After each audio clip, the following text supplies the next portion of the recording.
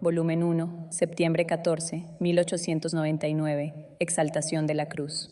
Una mañana, era el día de la exaltación de la cruz. Mi dulce Jesús me transportó a los lugares santos, pero antes me dijo tantas cosas de la virtud de la cruz. No lo recuerdo todo, apenas alguna cosa. Amada mía, ¿quieres ser bella? La cruz te dará los rasgos más bellos que se puedan encontrar tanto en el cielo como en la tierra, tanto de enamorar a Dios que contiene en sí todas las bellezas. Y continuaba Jesús. ¿Quieres tú estar llena de inmensas riquezas, no por breve tiempo, sino por toda la eternidad?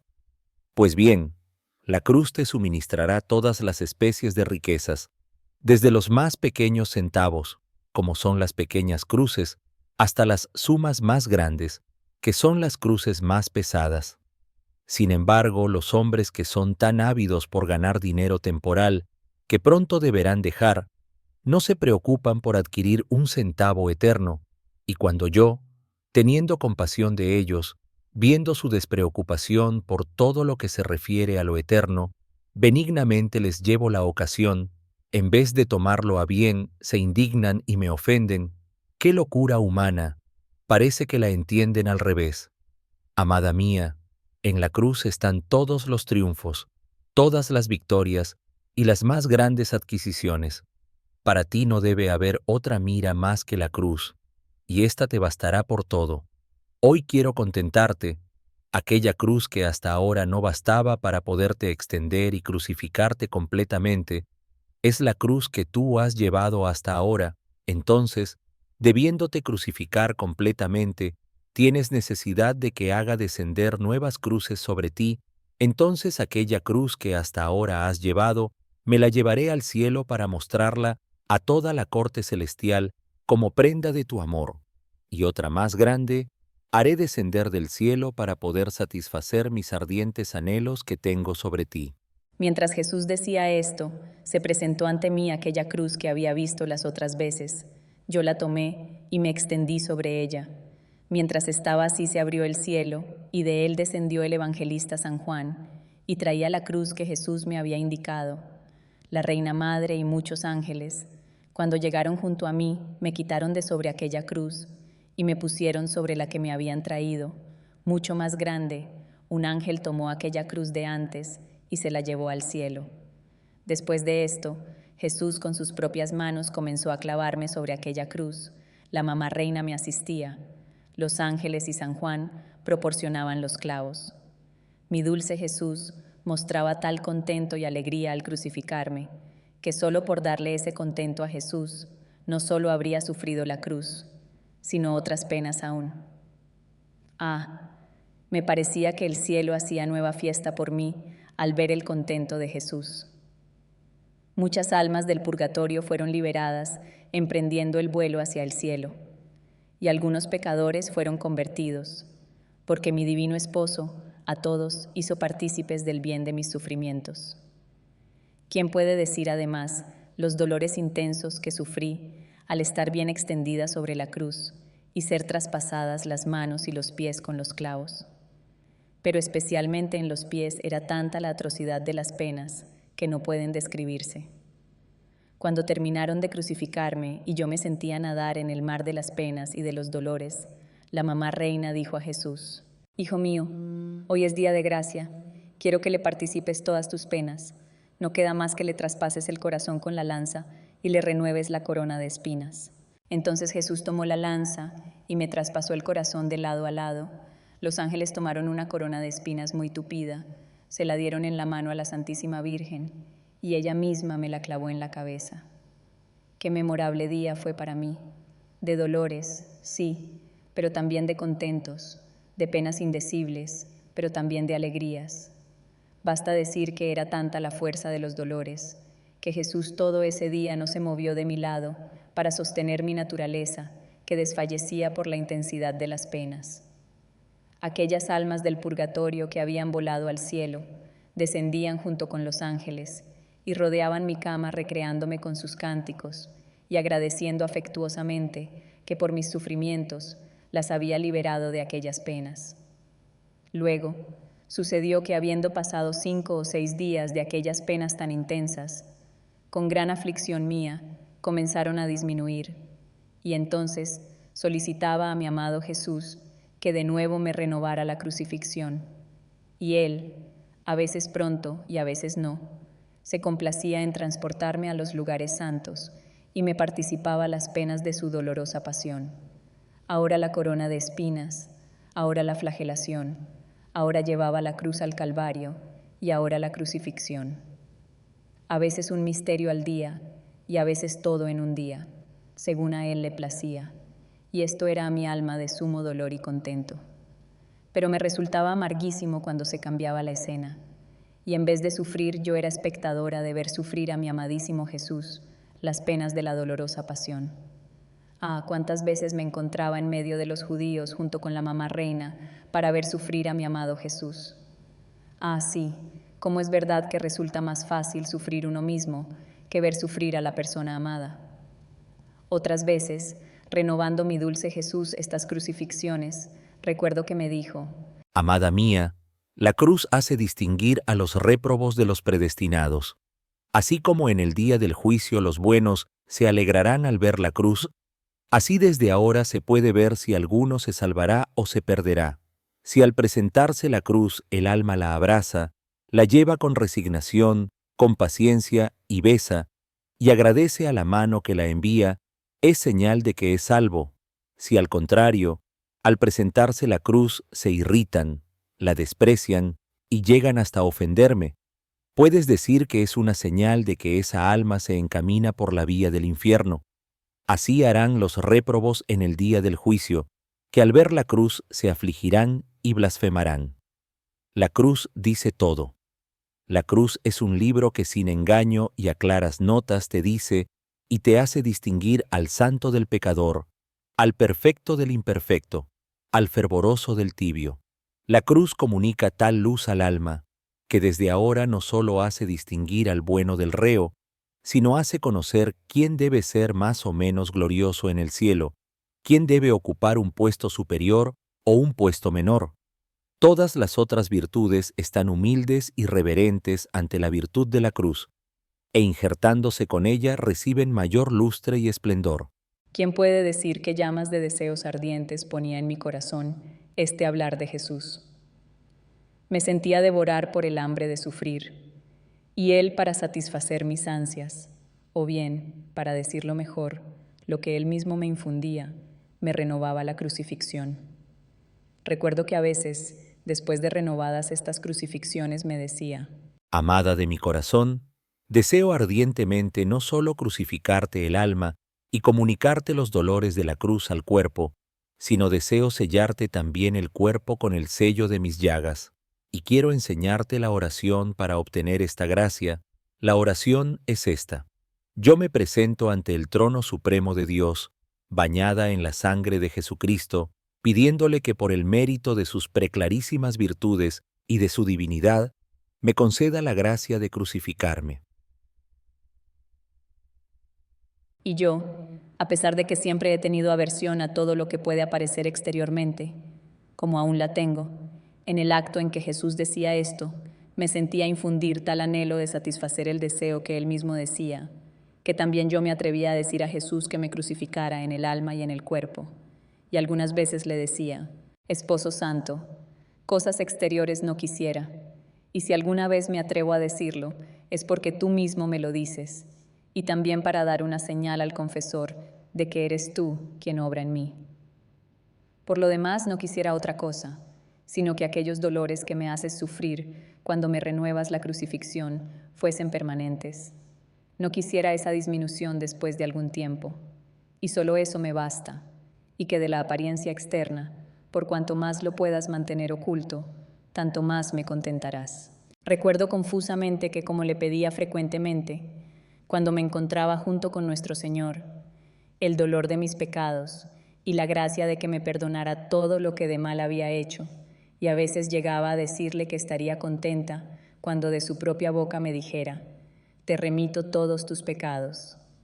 Y Jesús bendito, que nada sabe negar cuando es para nuestro bien, una mañana se hizo ver y me dijo: Esta vez quiero hacer yo mismo el oficio de confesor. y tú me confesarás a mí todas tus culpas, y en el momento en que hagas esto, te haré comprender uno por uno los dolores que has dado a mi corazón al ofenderme, a fin de que comprendiendo tú, por cuanto puede una criatura, qué cosa es el pecado, tomes la resolución de preferir morir que ofenderme. Mientras tanto, tú entra en tu nada y recita el yo pecador. Yo, entrando en mí misma, advertía toda mi miseria y mis maldades, y ante su presencia temblaba toda y me faltaba la fuerza de pronunciar las palabras del yo pecador. Y si el Señor no hubiese infundido en mí nueva fuerza diciéndome, No temas, si bien soy juez, soy también tu padre, ánimo, sigamos adelante. ahí habría permanecido sin decir ni siquiera una palabra. Entonces dije el yo pecador toda llena de confusión y de humillación, y como me veía toda cubierta por mis culpas, dando una mirada descubrí que la culpa que más había ofendido a nuestro Señor era la soberbia, y por eso dije, Señor, me acuso ante tu presencia de que he pecado de soberbia. Acércate a mi corazón, pon tu oído, y oirás el desgarro cruel que has hecho a mi corazón con este pecado. Toda temblando puse mi oído sobre su corazón adorable. Pero ¿quién puede decir lo que oí y comprendí en aquel instante? Pero después de tanto tiempo, diré solo alguna cosa confusamente. Recuerdo que su corazón latía tan fuerte que parecía que quería romperle el pecho. Luego me parecía que se despedazaba y por el dolor quedaba casi destruido. Ah, si hubiera podido habría llegado a destruir al ser divino con la soberbia. Pongo una semejanza para hacerme entender, de otra manera no tengo palabras para expresarme. Imaginad un rey y a sus pies un gusano, que elevándose e inflándose, se comienza a creer alguna cosa y que llega a tal atrevimiento, que elevándose poco a poco, llega a la cabeza del rey y le quiere quitar la corona para ponérsela sobre su cabeza. Luego lo despoja de sus vestiduras reales, lo arroja del trono y finalmente trata de matarlo. Pero lo peor de este gusano es que él mismo no conoce su propio ser. Se engaña a sí mismo, pues para deshacerse de él solo se necesita que el rey lo ponga bajo los pies y lo aplaste, y así terminarían sus días. Esto causa enojo y compasión, y al mismo tiempo ridiculiza el orgullo de este gusano, si esto se pudiera dar. Así me veía yo ante Dios, cosa que me llenó de tal confusión y dolor que me sentí renovar en mi corazón el desgarro que sufría el bendito Jesús. Después de esto me dejó, y yo sentía tal pena y comprendía que tan feo es este pecado de soberbia, que es imposible describirlo. Cuando hube meditado bien todo esto en mí misma, mi buen Jesús regresó y me dijo que continuara la confesión de mis culpas, y yo temblando toda seguía acusándome de los pensamientos, palabras, obras, causas y omisiones, y cuando veía que yo no podía seguir haciendo la confesión por la pena que sentía de haberlo ofendido tanto, porque tenía una claridad tan viva delante a aquel sol divino, especialmente porque en él descubría la pequeñez, la nulidad de mi ser, y quedaba asombrada de cómo había tenido yo tanta osadía, de dónde había tomado yo ese valor de ofender a un Dios tan bueno, que en el acto mismo en que lo ofendía, Él me asistía, me conservaba, me alimentaba, y si tenía algún rencor conmigo, era hacia el pecado que yo hacía y que odiaba sumamente. En cambio, a mí me amaba inmensamente, me excusaba ante la divina justicia y se ocupaba todo para quitar aquel muro de división que había producido el pecado entre el alma y Dios.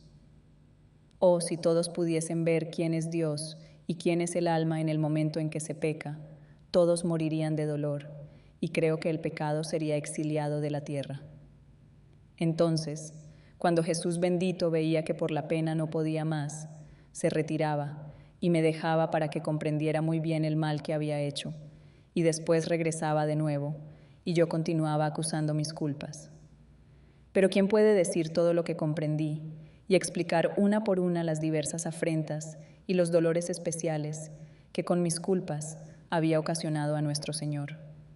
Me siento casi imposibilitada para explicarme, y también porque no lo recuerdo muy bien.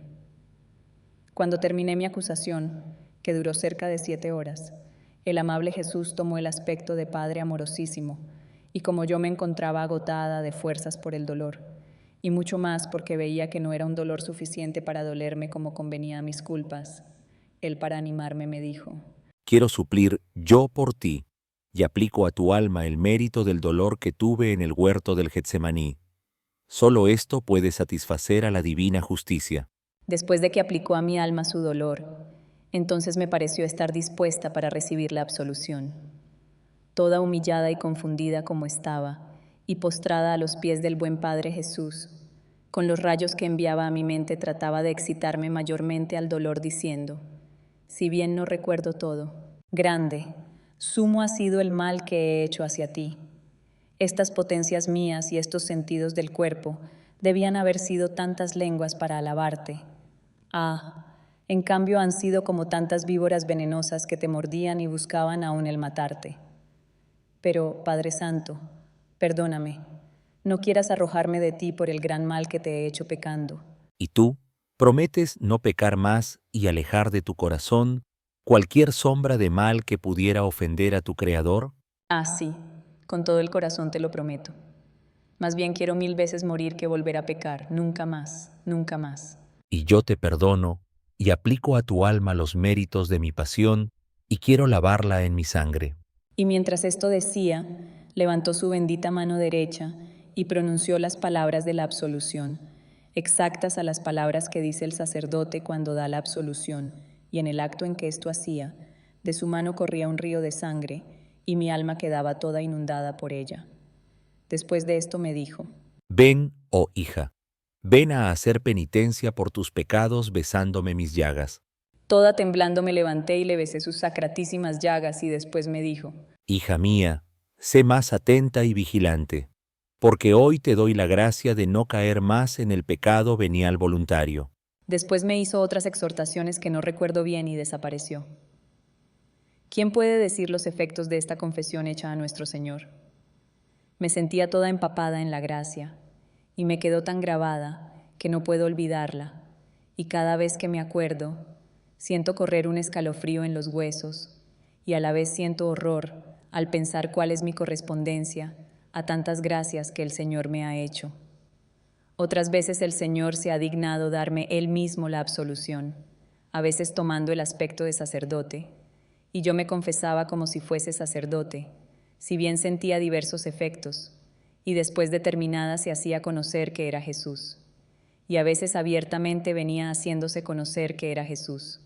También algunas veces tomaba el aspecto del confesor, tanto que yo creía que hablaba con el confesor y le decía todos mis temores, mis dudas.